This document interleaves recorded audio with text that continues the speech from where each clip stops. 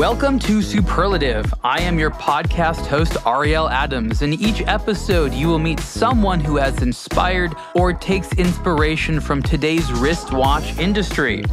Every week, let's dive deep into the world of crafting exotic timepieces, from the people who dream them up to the people who dream of them. It's time to get started and meet today's guest.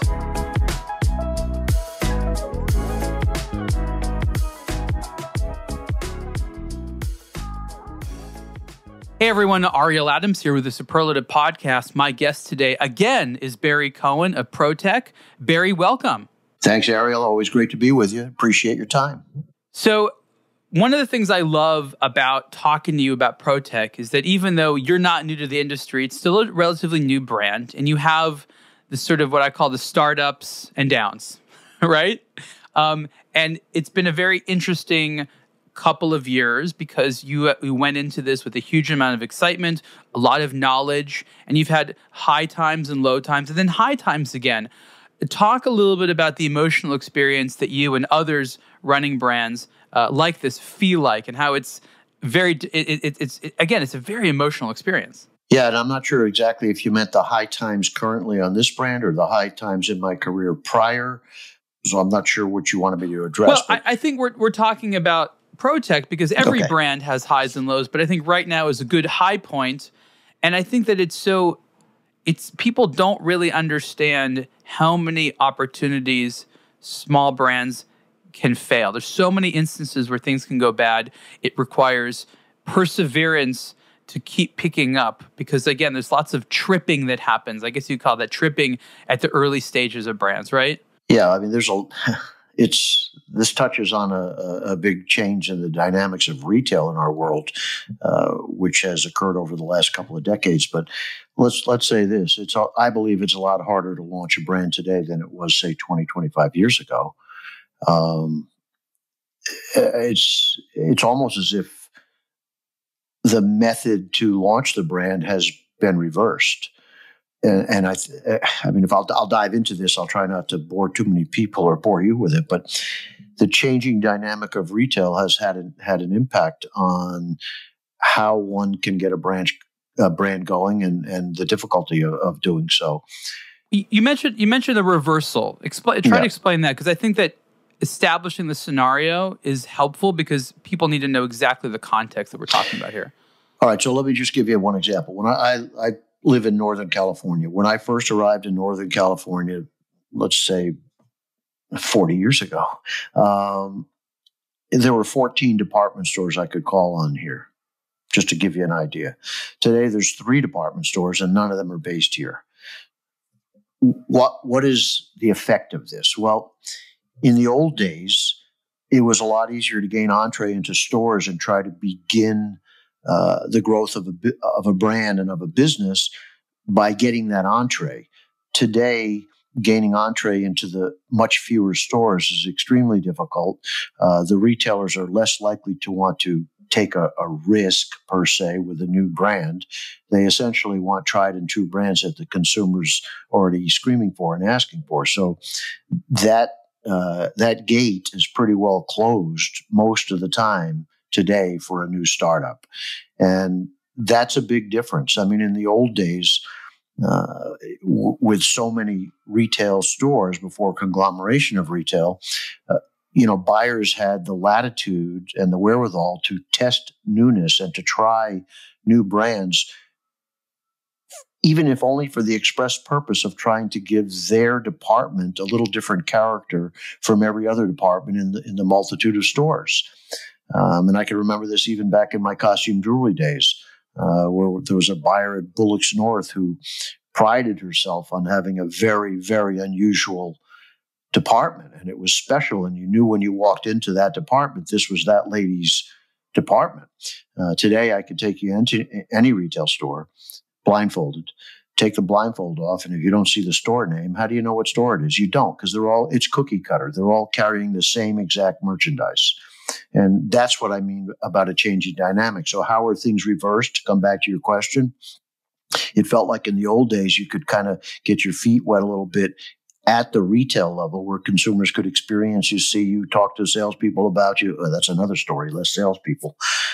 But today it's almost like you have to establish yourself almost with direct-to-consumer selling so that you create some A, awareness, B, desire, C, appreciation, and some degree of success so that the major retailers would say, okay, I'm hearing about this and customers seem to want it.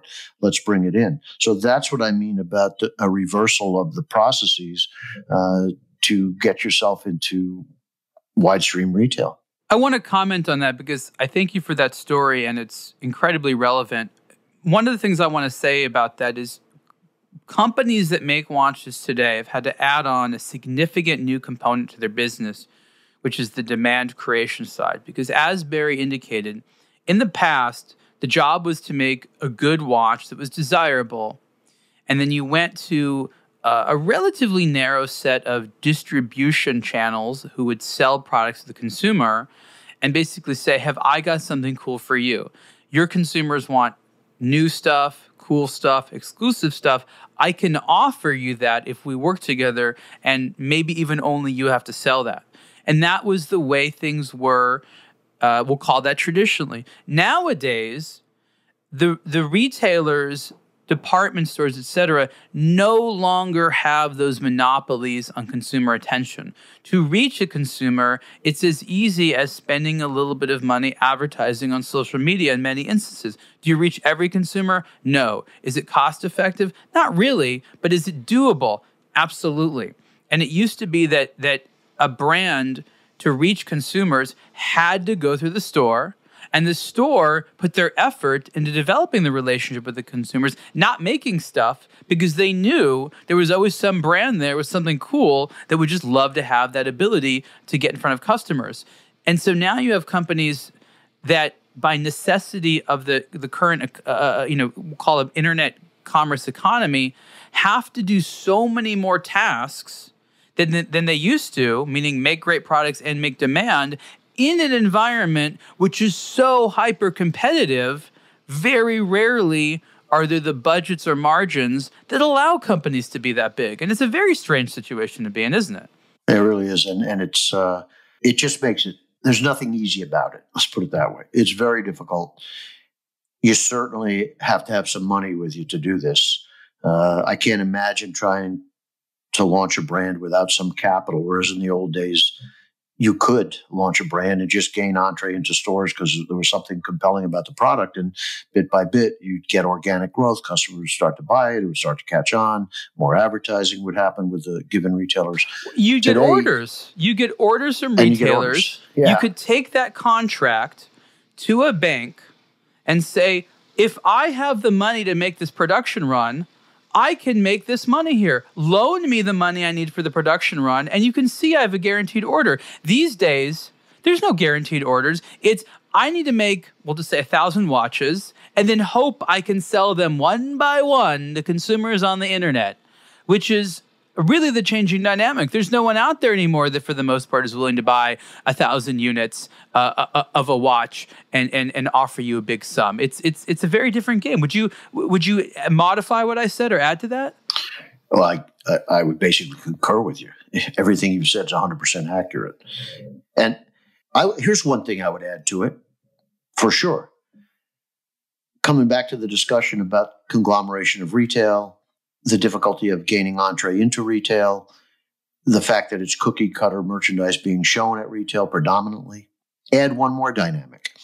In the old days, when you gained entree into retail, it was a kind of a mutual respect relationship, and you were working together. And I don't want to malign retail today, but as the stores became more powerful because there were less of them, it became a situation where if you got this opportunity, you would have it with an understanding that anything that doesn't work is going right back to you. And let's take the Nordstrom and Sears way of doing business, which is go ahead and I'm paraphrasing it, and I may not be 100% accurate, but there's a lot of truth to this. Go ahead, wear it, enjoy it, destroy it, bring it back to us we'll give you another one, and then we'll foist it back on the resource. Interesting. I mean, those two retailers are the ones that come to mind that kind of began that methodology. And let's take a look at that. What does that really mean? All right, so now you have resource ABC or XYZ, and they're going into a store with this understanding that this is going to happen, and they know they're going to get X amount back because that's going to be part of this business relationship. Well, they're not going to go out of business. They don't want to go out of business, so they need to do a couple things. They need to load the cost of that into the cost of product, and it could be a combination, they need to take something out of the product so that net, it's actually a lesser product costing them less so they can afford to work on a business that way. I mean, essentially what happened is some retailers eliminated consumer accountability, which is kind of sad. I mean, as a human being, if you destroy something, okay, you get another one. You don't take it back to the store. Be accountable for your behavior. And so what I'm saying here, and this is really where it comes all the way back to the consumer, is who do you think the winner and the loser is here? The loser is the consumer for multiple reasons. They're probably getting a lesser product because the resources have to build in the cost structure to be able to handle significant returns, meaning there's something taken out of it. And they are definitely getting a reduced mix of product to look at, observe, and consider. So how has the consumer won in that particular methodology? I can't think of a way. So I just think that... But the retailer, thinks of themselves first, the consumer second, and then maybe you third. I think a lot of this has to do with the weakening of the retailer, where when they were stronger, there was more you could do with them. They have suffered from lowering foot traffic, lower costs by a lot of competitors, and the fact that a lot of the brands they used to sell appeared to be more than happy to entirely bypass them and develop relationships directly with large groups of consumers because these were bigger companies that could do so. I think that their focus on being defensive is probably predictable, right? I imagine, but again, I just don't believe that in this day and age the consumer's getting a better choice of product or a better quality product in many instances, and it's kind of a shame, really. It is a shame. You know what I think is the oddest thing, and this is something that I think about a lot, is why haven't we fully moved to online department stores, especially when it comes to things like watches? And let me explain what I mean by this. One thing I know for sure, and I'm sure you'll agree, is that most consumers like shopping environments where they can select between different products in the same category. And what I mean by that is they prefer going into a watch store that has products from a bunch of different brands rather than going to a watch store that has products from one brand. We know this in America. This is especially true. And that's why I think department stores worked well, is that you could go in there and browse and ostensibly make your selection from a few of the types of products they have. So yes, the store wins, but ultimately you feel like you're choosing something from you. Why has it been that there's been a rush to individual brands selling online, but the department store concept online hasn't really taken off well? And I think it's a very interesting question, right? Yeah, well, I mean, the reason I would think that the reason that is the path that we've seen taken by many of the watch brands is twofold. One is they control their environment completely, and the second is they get the store's margin. I mean, absolutely, there's an economic reason, but I think what's interesting is that the department stores or the businesses themselves have not figured out good models. I mean, I actually know the answer, and the answer really goes back to the cost of acquisition per customer. The amount of time and effort required to get a paying customer to buy something from your shop is pretty high. Let's say we're going back to the brick and mortar. You're walking around at a mall. You're in a Nordstrom. They have the thing you want. Do you A, just buy it there and get it? Or do you, drive all around town looking for a different price, or maybe go online and shop around, stuff like that, or just have the convenience? But when it's online and you're not in the store to begin with, you don't really care where you buy from. You might get excited by something from the Nordstrom website, but then do a Google search and identify that the same exact item is available somewhere cheaper elsewhere. And that happened for a long time. And Nordstrom's like, well, we can't support our marketing, our stores, our staff, all this stuff when there's all these people undercutting us. So the Nordstroms of the world did their job of getting customer eyeballs on the products, but ultimately weren't able to secure the sale because their cost couldn't be the cheapest online. And I think that is responsible for much of the decreasing power of these stores and why it's been challenging for them to do as well online as they did in sort of a more captive environment in the real world. Could well be, because their online prices probably have to match their in-store prices. The other thing I would say is that there's, and perhaps I am old school. I mean, I know a lot of people, they just buy everything online, Amazon or where have you, everything online. And I think there's a certain joy in, not just in watches, in anything, in actually seeing the product, holding the product, trying the product on. That's missed in this online experience. And I think it's a loss, actually. It is for sure. And I think that especially with ProTek, which is a product that you are so excited about people seeing, handling, touching, you know that in pictures, you can have other things kind of look similar to it. But, in watches, the difference between a luxury timepiece and a non-luxury timepiece is like, 1 or 2% in the detailing. You can take pictures to make a crappy watch look great. We know that. It's so hard to identify the actual look and feel of something online. And I think for me, that's what's really missing in this online environment, is that people aren't just using it to learn about watches and have community, but they're forming their entire opinion about a product or a brand based upon, images, which is a third party and indirect experience. It's fascinating to me about how consumers are so comfortable forming opinions these ways. I guess that's all they know. But again, I think that you and I agree that the in-person component to watch appreciation is so necessary to be a real enthusiast, right? I think it is, and we've seen that actually even with ProTek, where we're doing our outreach, we're talking to jewelers, we're talking to retailers, we're talking outdoor stores, military stores, whatever, the whole mix. And I've had, for example, some jewelers that I've been on the phone with say, yeah, the stuff looks good, but you're asking me to spend $5,000 here. I haven't really seen a watch. I said, no problem. Give me your address. Send them watches. And the response that I've had in every single instance so far was, your pictures were really good, but when I hold the watch, when I see the watch, when I try it on, it's way better. Let's write the order. How do you feel? Do you feel justified? Do you feel good? Do you feel angry that it took that much to convince people? I'm just curious, when that happens, obviously it's a good thing, but what are some of your initial emotional responses to that? Well, the initial responses are, man, it sure as hell is difficult to get opportunities, but which, it is a startup. Let's not lose sight of that.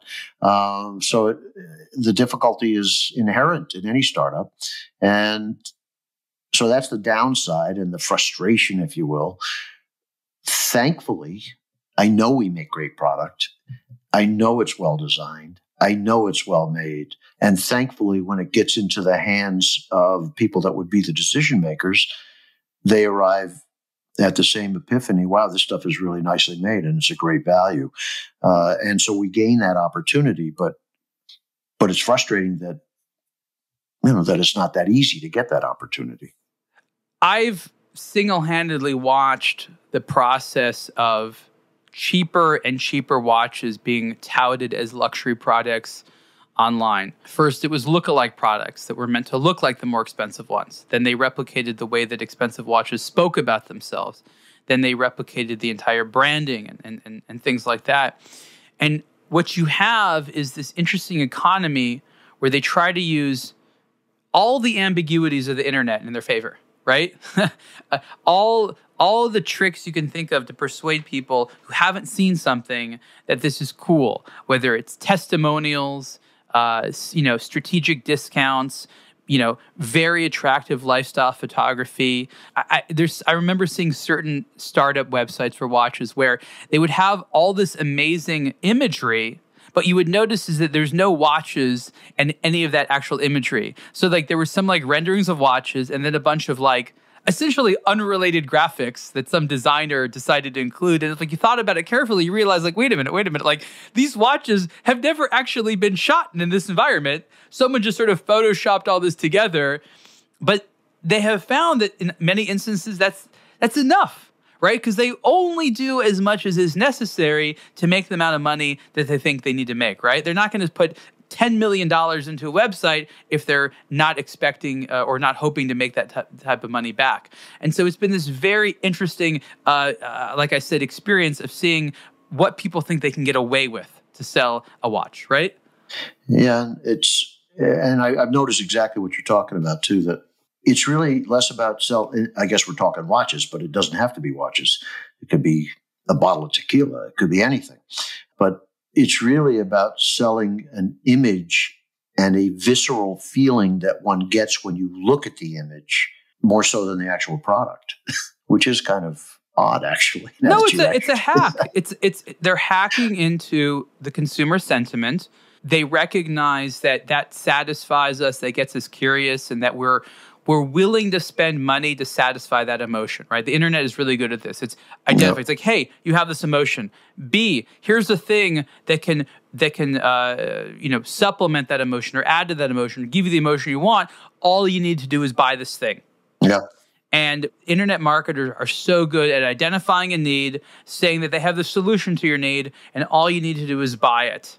And with watches, this is how it started. I think this is kind of amazing. You want that luxury watch experience. You can't afford that luxury watch experience.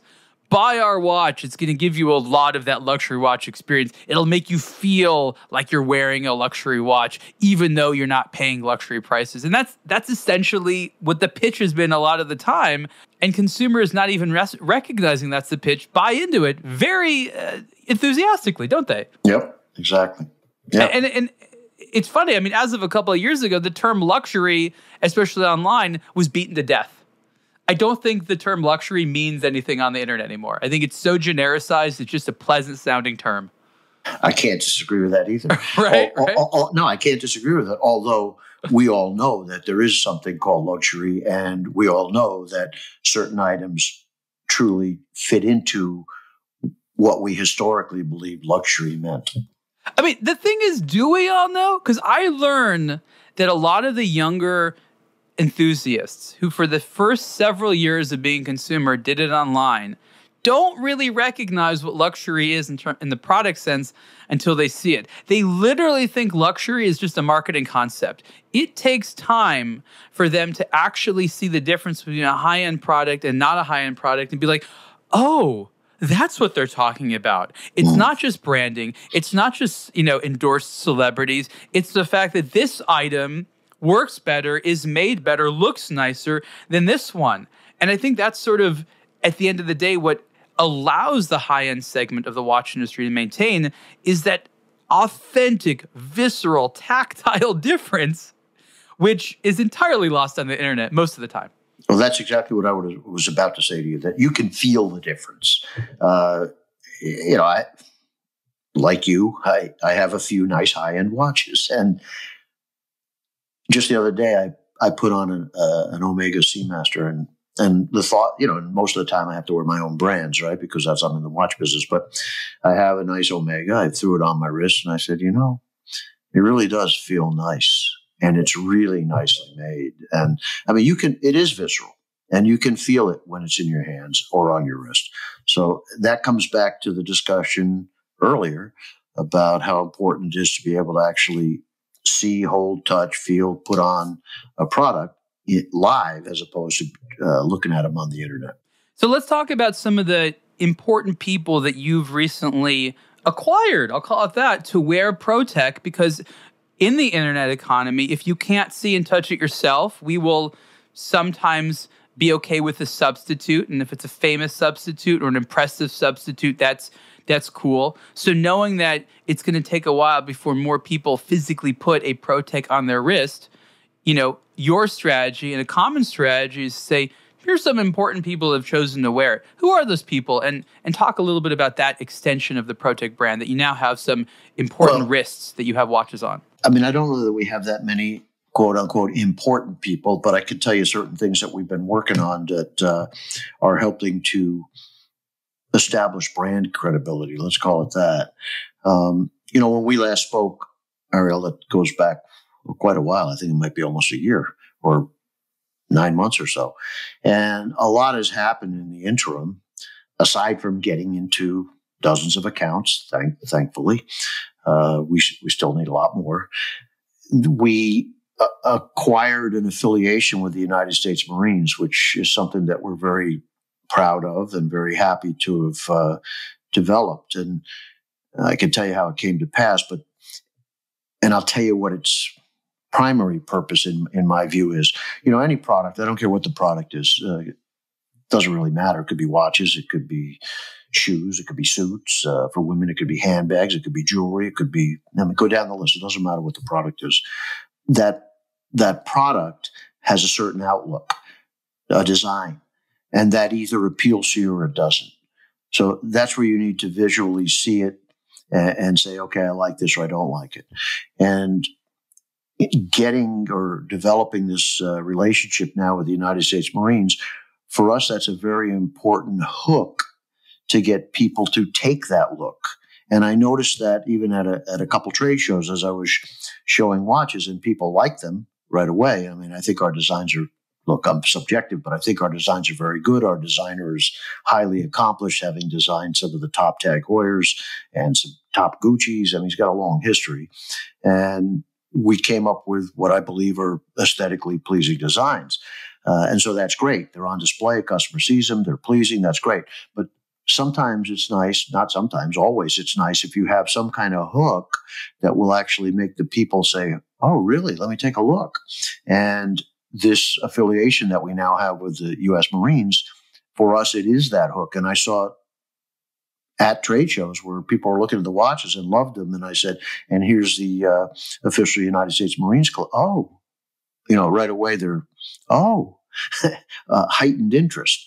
And that's just one series, right? One collection. But when you have that collection, and it's been universally loved, thankfully, but when you have that collection that is tied to an important organization like that, there's a hook that then legitimizes really the entire brand and helps a consumer look even beyond that collection at everything else with, let's just call it, heightened confidence or heightened enthusiasm. So that's been a very important thing for us. And by the way, they came to me, which was very complimentary. When I was running Luminox, they had come to us and we had a nice conversation, and they wondered if we'd want to develop a little program with them. And nothing but respect for all armed forces, all. And at the time, I had to very politely decline because I thought it would kind of dilute the message of the Luminox brand, which was tied more to Navy. And so we passed on it respectfully. But the fellow who had created that program for the Marines reached out to me, and his two sentences, which were really, the first one is great and the second one's incredibly humbling. He said, "The word's on the street. I heard you're back in tritium tactical watches." And I said, "Yeah, I'm developing a new brand now. It's called ProTek, and it's just coming to market." And this last summer, I guess. And his next words were, "If you're doing it, we want it." And I said, "Whoa, that's sweet. It's incredibly kind of you." And so I guess within a couple of weeks' time, we put a deal together, and so we now have an officially licensed United States Marine product. Congratulations! That helps. I mean, you kind of struck lightning twice there, because going back to the Luminox thing, we've talked about this in previous conversations. But when you would walk into a Sharper Image, which was a store that had a display, there was conspicuous branding about the Marine thing, and it was like wristwatch, Marines, About the Navy. armed. That was about the Navy. Was the Navy? Okay, well, it was the armed forces, and you would.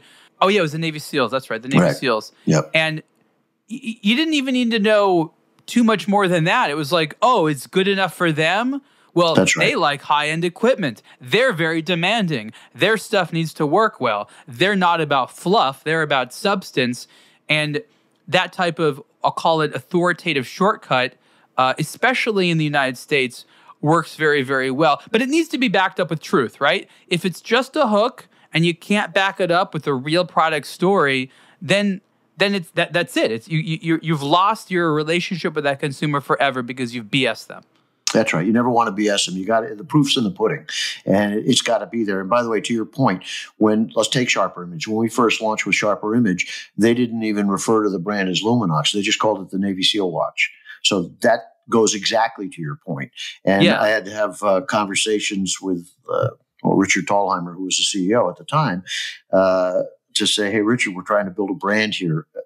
It's fine that you mentioned Navy SEAL, but the first thing you got to mention is the brand name." And he agreed, and the rest became history because it became one of our biggest accounts.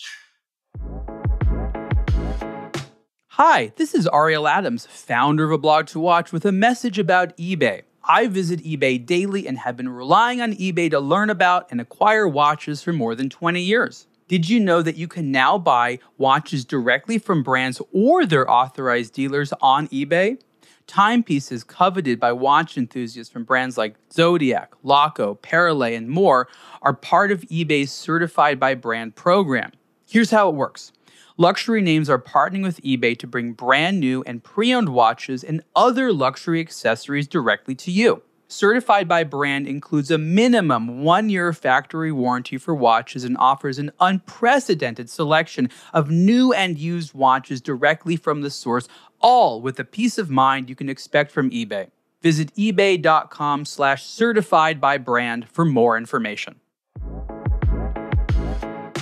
So anyway, that's certainly part of what we're doing. The other thing that, I think goes unmentioned and unnoticed at times. I get a lot of the credit for what happened with Luminox, but no brand builds by itself or by one person. It certainly was not me. It was a collection of teammates, and I wasn't even the only founder. I came up with the idea, and Richard Timbo was my partner in the launch of Luminox, and I can tell you that I don't think I would have succeeded as well without him. We were a tremendous team. We worked really well together, and we had a heck of a lot of fun together, and that fun rubbed off when we were around each other and we were around accounts, and it helped us gain penetration into retail and build a business. And he was integrally involved in every aspect. And even his wife, Bridget Timbo, handled a lot of the operations and the sales. And she was an important cog in that wheel without question. And that's just the first beginnings of getting it going. And then we had other key hires. There was a guy named Max Robertson, who was actually my son's CYO basketball coach, but I got to know him. He was a Marine. I got to see his can-do way of being. It was never can't do. It was always can do, and let's get it done. And I always called him a can-do guy. And, he was probably the most significant and most important employee the brand ever had globally. And a lot of what we accomplished is because of him. We had a great sales manager in the early days in Tony Alifi, who traveled the country, layering on accounts for us. He did a lot of great work. And then in the second part of the Luminox story, we brought on a guy named Dennis Begane, and Dennis Begane had history in watches with Tag Heuer and also Pandora. And the way I've said things about Dennis is he did the impossible. I've always said it, the impossible. He got us into about 300 top-tier jewelers in this country. Over 200 of them were Rolex dealers. And it's not like those people were sitting there in the store saying, boy, I sure hope somebody comes in today to show us merchandise to fill this empty case. Otherwise, what are we going to do? Those cases are full. And he managed to nudge people aside and got us into a hell of a lot of accounts. And, so it's important to note the teamwork. There's also another guy, Dennis Atkinson. He was the longest tenured rep we had. And he came from retail with Macy's. So he really understood that side of the business. And he really helped not only train a lot of the reps, but he was really, really good at explaining the virtues of the brand and helping to build territory. In fact, we moved him from territory to territory because he kept building territories. So, teamwork is certainly part of how things got going for that brand. I don't have a team today. We're a small startup. We have a couple of pretty good reps so far that are unearthing some nice opportunities for us. But, it's still the word startup. I can't get away from that. Now, we have a couple things that have happened that are, I think, good for our brand.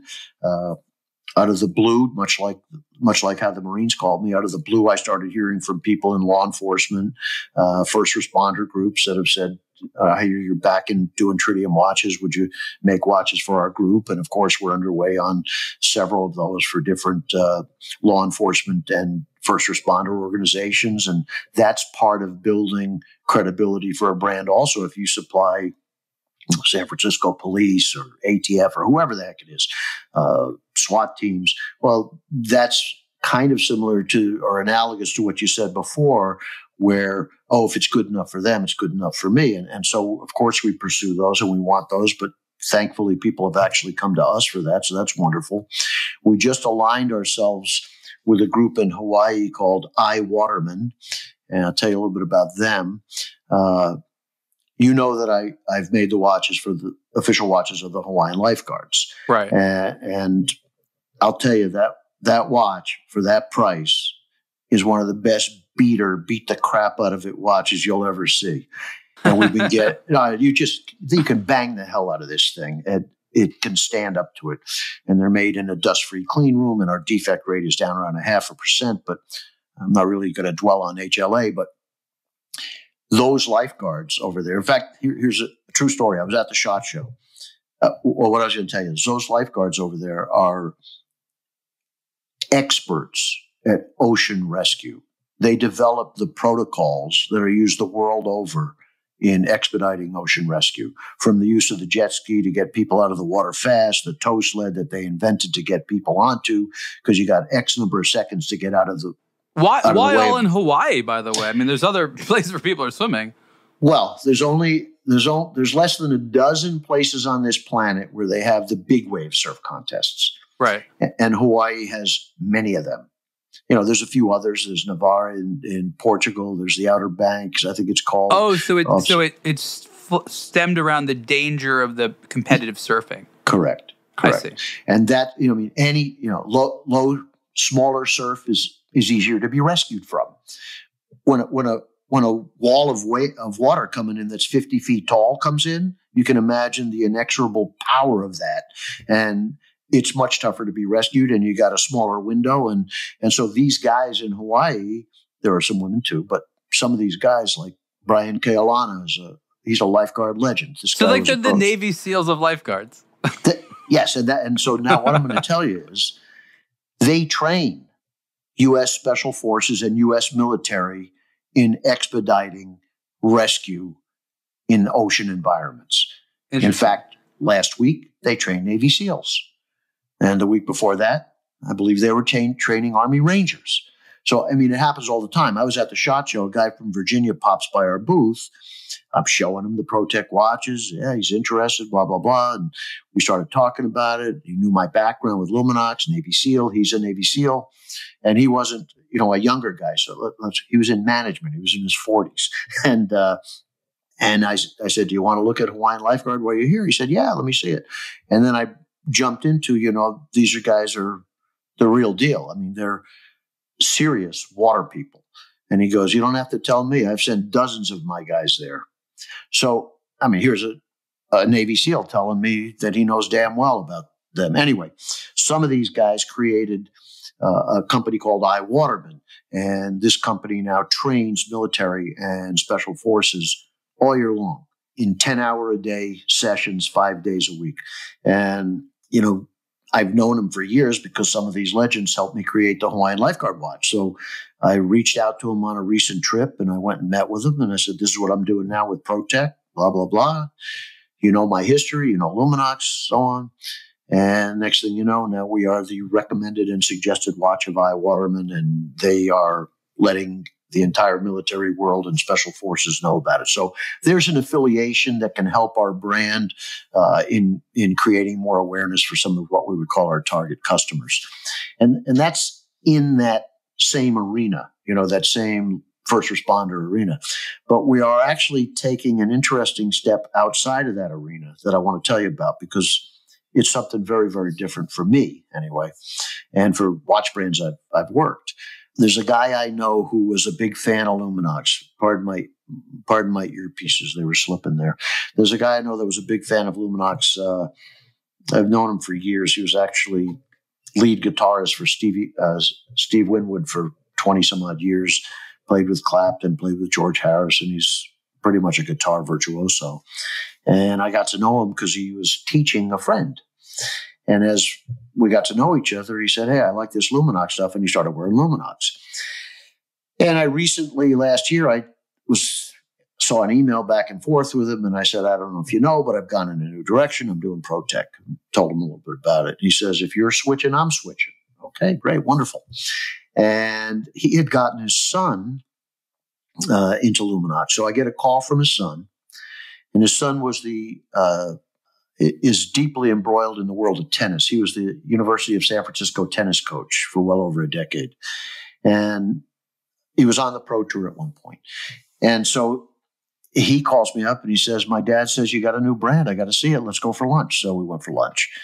And on the spot, he said, I love these. I'm buying these right now. I'm Venmoing you money. He started pulling watches for himself. And a couple of weeks later, he calls me back and he says, Barry, I love these watches. I like them better than any Luminox I ever had. This is now the brand I'm going to wear. And I want to know if you'd like to be the official watch of a professional tennis tournament. And I said, what are you talking about?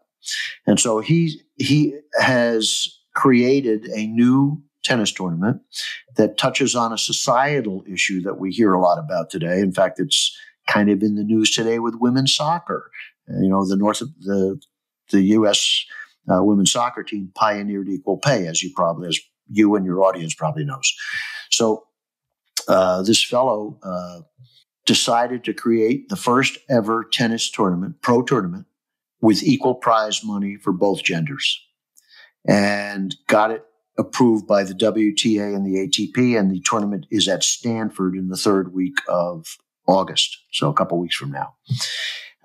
And little old ProTek, our tiny little brand, is the official watch with our logo on the court, our logo on banners, watches given to the top 12 participants that end up in the semis and the finals in both doubles and singles, and a chance for us to touch consumers because there's a fan village where we'll be set up, and it's a chance for us to touch mainstream, so outside of first responders, just a sporting event, and also be tied to and affiliated with something that is promoting some equality of men's and women's prize money, which, look, I of course I believe in it. I have a son and I have a daughter. Why should my daughter be at a disadvantage? It makes no sense to me.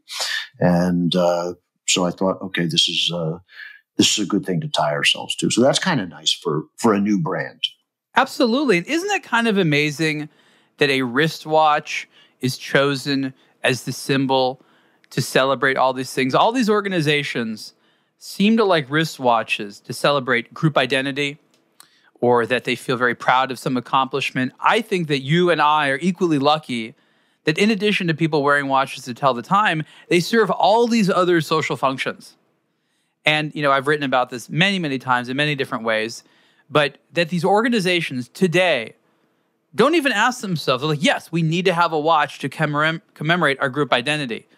Maybe they have ball caps and jackets and socks. I don't know. But that watches continue to be in their mind, even amongst younger generation people, I think is something that we're so fortunate on, right? Well, look at it in tennis, look at it in golf, look at it in racing, look at it in racing. Of course, your timing, so that has something to do with it. But driving an Indy car or a Formula One car. You're not timing anything there. They're doing that in the pits. But the point is that you're 100% correct. All of these events are bringing a watch into it. I mean, you see Rolex on everything. Yeah.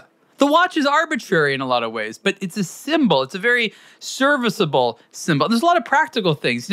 Unlike clothing, one size sort of fits all, right? You don't have to make too many different sizes, making maybe a larger and smaller size, but you don't have to worry about that. It's something that you can sort of take on and take off. It just, for whatever reason, the wristwatch has this communication value that extends beyond it being a thing to tell the time. First it's a tool, then it's an aesthetic thing, but third on top of that is a communication tool, and it talks about the wearer. And for the individuals out there that know about this, the elite Hawaiian lifeguards, it makes them feel part of an in-group, whether they participate in or they support it. They look at that watch and they're reminded by something that they value. And that's why, to me, it's not at all surprising that in this day and age, a small company like ProTek can serve those purposes because you, and sometimes only you, can deliver them the emotion they want through the experience of ordering the watch, designing the watch, wearing the watch. It really doesn't matter what watch it is as long as they're happy with it. And you as Barry or the other, leaders of the small brands, those personalities that promote the brands as well, that's really the service that you're bringing. No corporate environment is able to do it as well as that personal relationship, right? I think it does help. And if you're going to touch on the word service, if you don't mind, I'll tell you something that I'm actually pretty proud of that came out of a mishap. So sure. Look, I try to do my very best in what we create. And quality for me is job one. If we're not making quality, I don't want to do it. And when we came out of the gate, we had a problem. And the problem was, it was an issue with 2 series where time wasn't tracking correctly, and it was related to the weight of the second hand. So I did what you'd see a car company do. I did a recall. And it was not inexpensive, tens and tens of thousands of dollars. But I reached out to everyone that had purchased either of these series. I brought their watches back in. I did a new tooling for a new hand. I sent all watches back to the factory. We retrofitted every single watch with new hands and delivered every watch back to these people. Why did I do it? Because it's the right thing to do. That's why I did it. But the interesting benefit of this, I got emails from people that floored me, that said, this is the best customer service I've ever had in my whole life. If I believed in your brand from the outset, based on your history and based on the communication we'd had. But if this is how you're going to handle things, I believe in it even more. And that was said to me by 60, 70, 80 people. There are a lot of people I didn't speak to, but quite a few people were extremely pleased with what we did. And I suspect we'll have them as customers for a long time, which would be wonderful. But that's not why I did it. I did it because I want them to have a watch on their wrist that they love and not one that they dislike because it's not tracking correctly. One other thing is that's important is that this whole venture that we're doing here is all about positive energy. There's no negative energy. We just want to make the kind of watches that, in particular, that I've always loved, that were part of my career, my whole career mostly. Make them for people that can appreciate them, make really high quality, offer outstanding value if we can, and we are, and we can, because I didn't set it up for global distribution. I set it up just to have a nice little U.S. business. Of course, interestingly, now I'm hearing from people in other parts of the world, and okay, we'll figure that out. But we are offering outstanding value for the price in terms of components we're putting in. And the truth is that, any other, we're in this little pond of tritium watches, right? And it's a smaller pond. It's not an ocean like every other watch is in the ocean. And so for me, I want nothing more than every tritium brand to do great. Because if all the tritium brands do great, the boats rise, all the boats rise with the rising tide.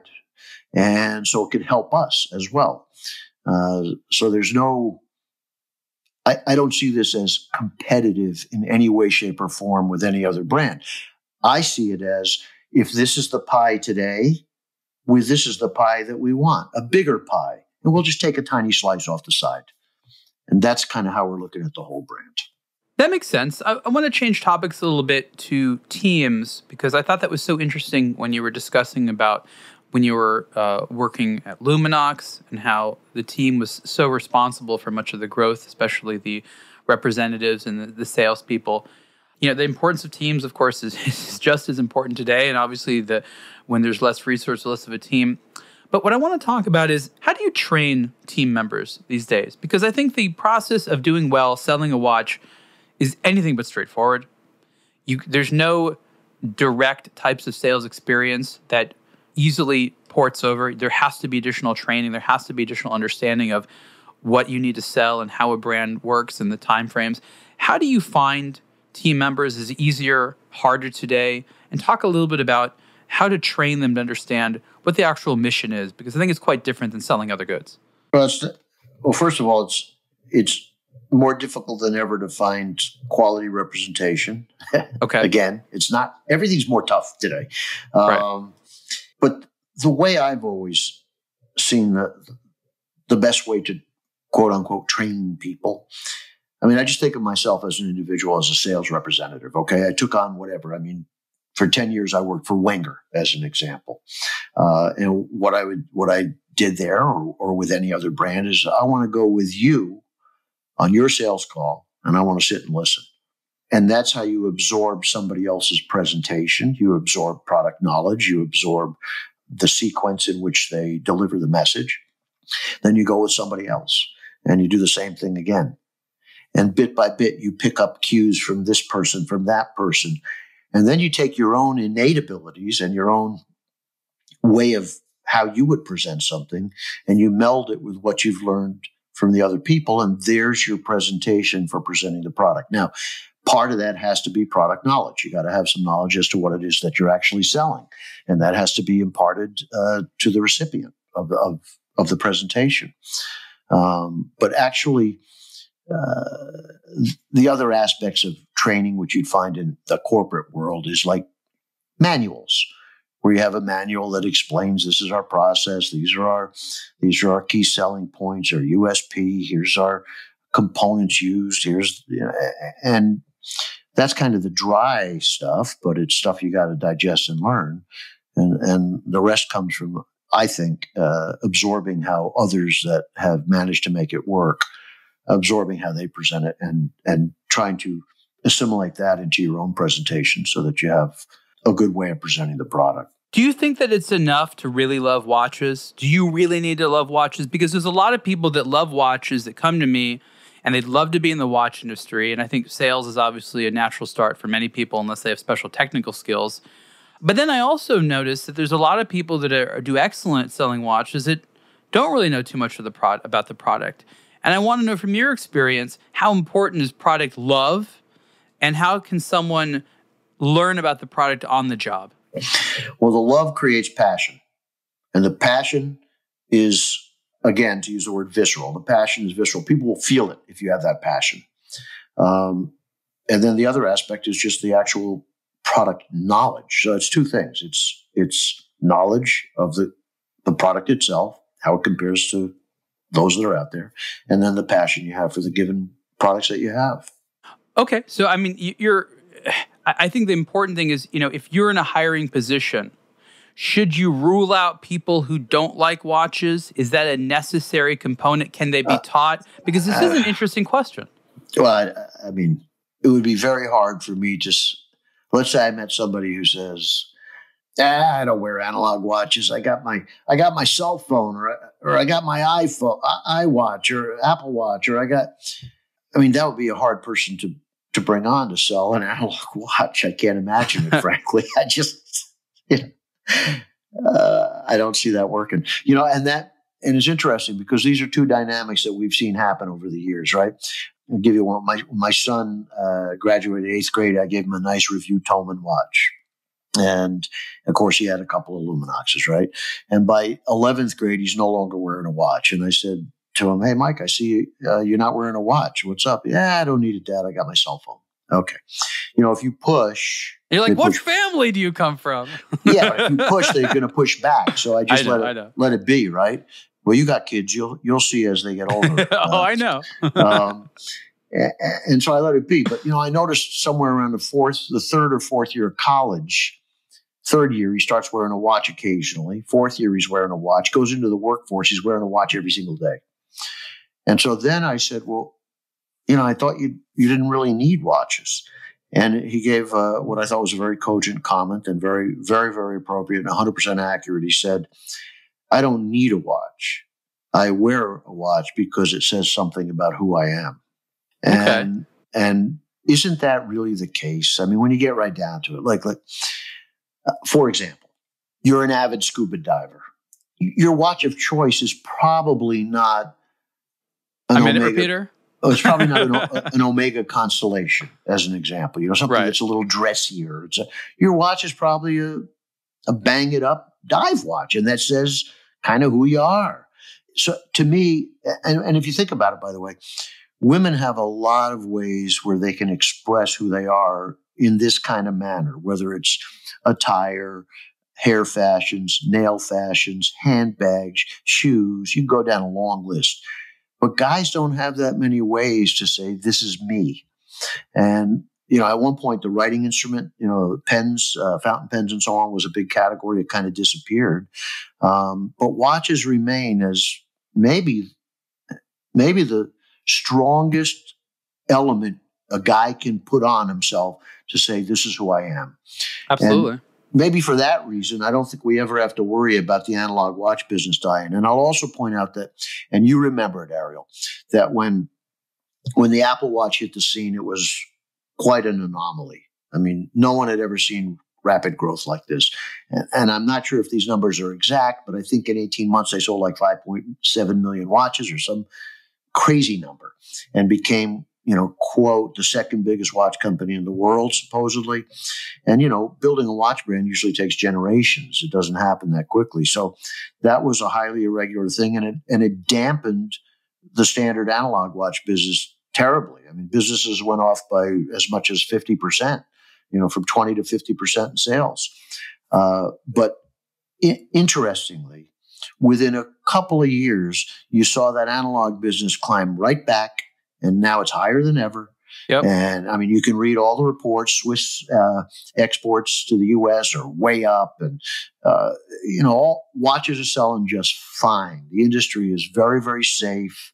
There's plenty of room for people to wear analog watches, even in this day and age, even with all the smart watches that are out there. And as a little pun, just for the fun of it, my old partner Rich and I, when the advent of smartwatches was happening, they'd come to the trade show booth and say, "Hey, do you guys have smartwatches?" And we always, remember now, we were about Loom.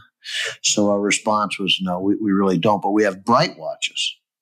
And that was our answer. Not smart, but bright. That's cute.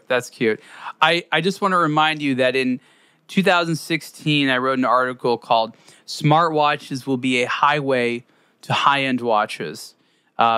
This was not long after the first Apple Watch came out, and there was this fear that, like you said, smartwatches would kill the analog watch industry. And what I said is it will be disrupted, but ultimately this will increase popularity of things you wear on your wrist. And because traditional watches will continue to have far greater expressive value that smartwatches will manage to have, consumers will supplement their smartwatch wearing with traditional watches. And it's exactly what we've seen happen. And I think you're 100% correct. And it just came up in a conversation 2 days ago. There's a new television show that's being done in Hollywood, and they reached out to me and they said, "Hey, we want your watches in our show. We want them on our lead character, and we want them on others, and we're going to write it into the script." And wow. I said, "Wow, are you kidding me?" "No, we've seen your watches. We love them. We want them." And in that dialogue with this guy who's the producer and also he's the executive producer, he's also one of the writers. In that dialogue, he said, "For me, it's about real items. I don't want a smartwatch. I want an analog watch. And we're using certain shaving kits, and we're using certain, and it was all about the kind of the stuff of, 25 years ago, really. He said, I can't imagine not having an analog watch on my wrist, and I can't imagine my lead character not having one. Okay. I mean, I've seen an enormous amount of wristwatch integration into movies, and not just the paid ones. I mean, I agree with you. We'll look forward to seeing that. Basically, we're out of time for this show. I'm sorry. No, it's been a great discussion. You're a regular now, Barry, so we'll have to have you back again. I look forward to seeing some of the next ProTek watches. Of course, you can see more about them on our coverage on aBlogtoWatch. Any last things you want to say, and remind everyone where they can find you and your products on the internet? Well, sure. But first thing I want to do is I want to thank you, Ariel, for having me again, and lovely to be considered a regular. I'll look forward to any future. It's always nice to talk to you anyway, and I've known that since I first met you. My pleasure. Which goes back a couple of decades, buddy. But you can find our product at ProTekWatch.com. That's ProTek watch.com. We're in the midst of, we're about to revamp the entire website and have a much, much better site. So that'll be coming in the near future. And I'm just really appreciative of your time, giving me some time, letting your audience know what we're doing, and very, very appreciative of those that have come to us already. I had a call yesterday from Beverly Hills police officer who said, I just bought 2 of your watches. I'm going to buy a third one. I love them. We want them for our police department. Oh, okay. But those type of things, when I hear from consumers where somehow we've touched them, that's very rewarding. And it's kind of why I'm doing this. Like I told you, I just want to make good quality, make them for people that can appreciate it. And we don't need a massive business. We're happy to have a nice little business. And I'm appreciative to you for helping us spread the word to your consumer base. So thank you so much. This has been the Superlative Podcast with Barry Cohen. Barry, thank you so much. We hope you enjoyed this episode of the Superlative Podcast. This show relies on support from you, the audience. Please subscribe, review, and share Superlative with your friends. To get the latest watch news and enthusiast commentary, also listen to the aBlogtoWatch weekly podcast. For show ideas, comments, or business, please contact us at podcasts@aBlogtoWatch.com.